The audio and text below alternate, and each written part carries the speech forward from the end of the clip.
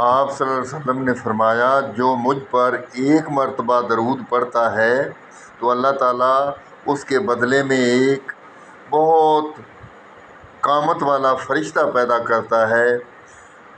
اتنا قامت والا فرشتہ کہ اس کا ایک پار مشرق کی طرف تو دوسرا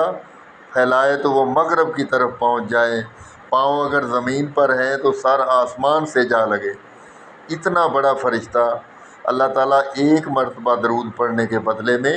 پیدا فرماتے ہیں، اور پھر اس فرشتے کو حکم دیتے ہیں کہ تم نور میں غوطہ لگاؤ۔ وہ اللہ کے نور میں غوطہ لگاتا ہے،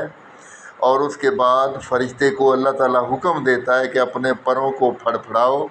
یوں ہی وہ پروں کو پھڑپھڑاتا ہے، اور جتنے قطرے نور کے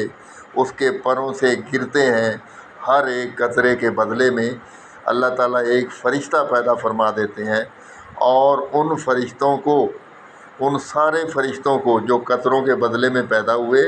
جو قطروں سے پیدا ہوئے، ان کو حکم دیتے ہیں کہ تم قیامت تک اس بندے کے لیے مغفرت کی دعا کرتے رہو جس بندے نے میرے حبیب پر ایک مرتبہ درود پڑھا۔ درود کی یہ شان ہے۔